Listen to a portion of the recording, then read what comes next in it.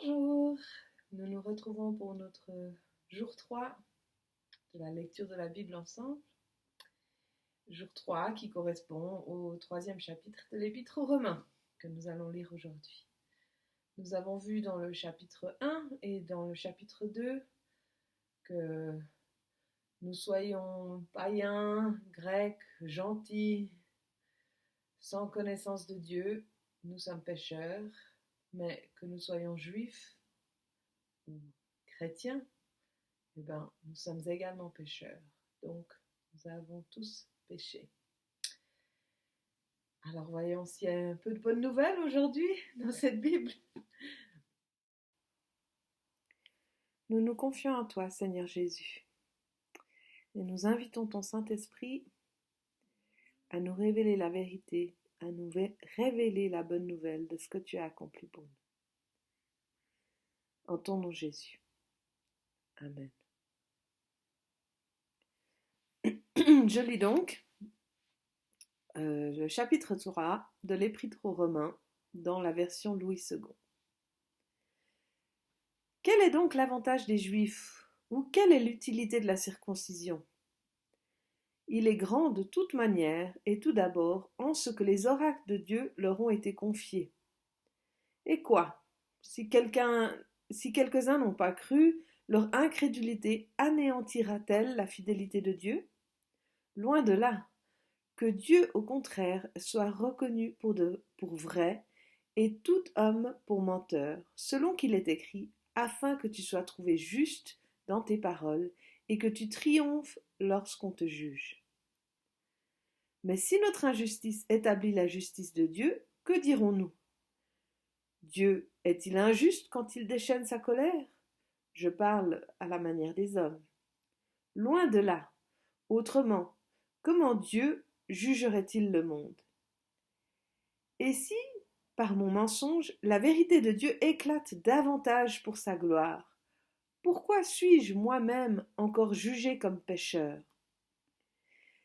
Et pourquoi ne ferions-nous pas le mal afin qu'il en arrive du bien, comme quelques-uns qui nous calomnient, prétendent que nous le disons? La condamnation de ces gens est juste. Quoi donc? Sommes-nous plus excellents? Nullement.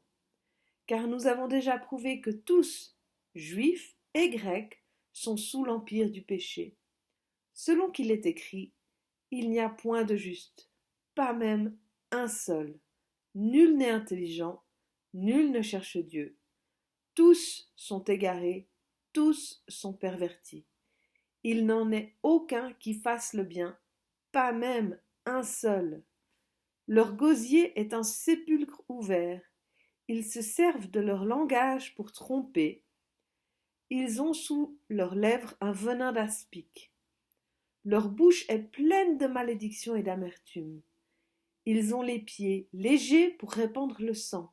La destruction et le malheur sont sur leur route. Ils ne connaissent pas le chemin de la paix. La crainte de Dieu n'est pas devant leurs yeux.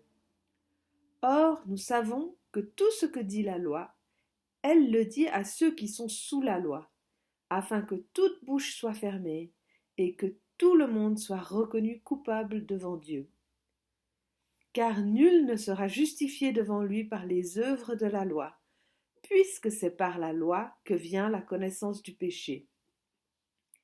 Mais maintenant, sans la loi est manifestée la justice de Dieu, à laquelle rendent témoignage la loi et les prophètes, justice de Dieu par la foi en Jésus-Christ pour tous ceux qui croient.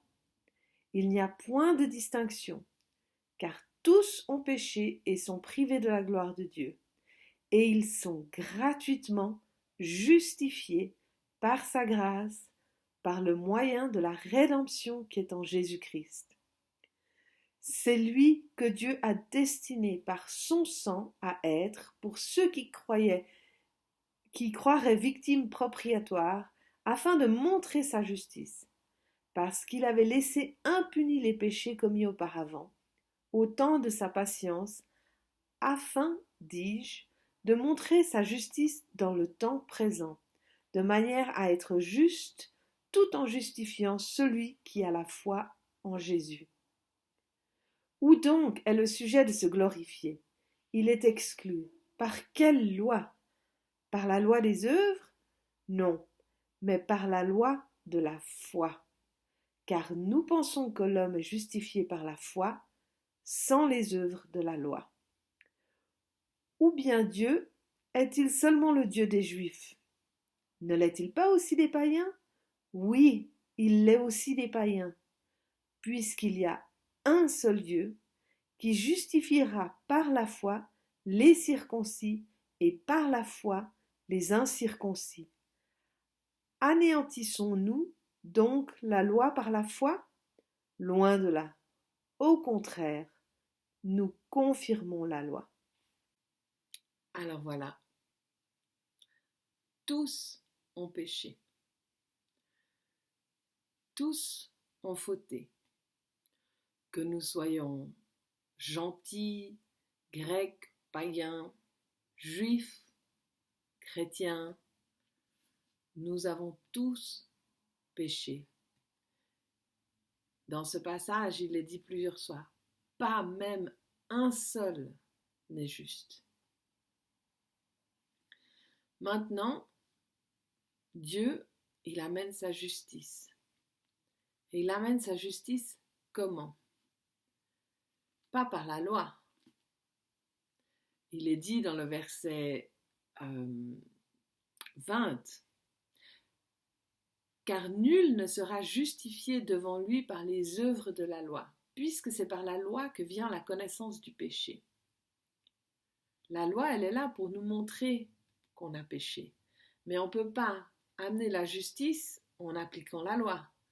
Si j'ai fait un excès de vitesse, si j'ai écrasé quelqu'un, c'est pas parce qu'après je roule à la bonne vitesse et que j'écrase plus personne que justice est faite.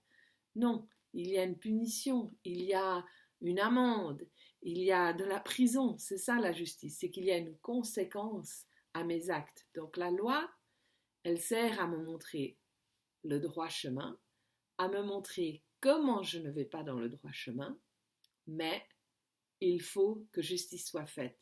Et c'est pas en appliquant la loi que la justice est faite. Le verset suivant, donc verset 20, c'est celui que je viens de vous lire. Mais maintenant, sans la loi, est manifestée la justice de Dieu, à laquelle rendent témoignage la loi et les prophètes. Justice de Dieu par la foi en Jésus-Christ, pour tous ceux qui croient. Il n'y a point de distinction, car tous ont péché et sont privés de la gloire de Dieu. Et ils sont gratuitement justifiés par sa grâce, par le moyen de la rédemption qui est en Jésus-Christ. Donc on a des mots-clés: justifié, grâce, rédemption. Rédemption, c'est racheter. Justifié, c'est racheter. Et donc, Jésus-Christ, il a racheté notre faute et il l'a prise pour lui. Et en l'ayant prise pour lui, il nous a acquittés dans le jugement sur comment nous n'avons pas suivi la loi. Jésus nous a acquittés. Donc, on fait les choses bien, on veut suivre la loi, mais on réalise en lisant les 2 premiers chapitres que on n'y arrive pas, que la nature humaine, elle est déchue, qu'il n'y en a pas même un seul qui y arrive. Et Jésus, lui, il prend nos fautes sur lui pour que nous puissions être acquittés dans le jugement de Dieu. Alors je vous laisse relire ce chapitre, je vous laisse méditer sur ces choses et je vous laisse rajouter des commentaires à mes brefs petits commentaires et interprétations. Soyez bénis, passez une bonne journée.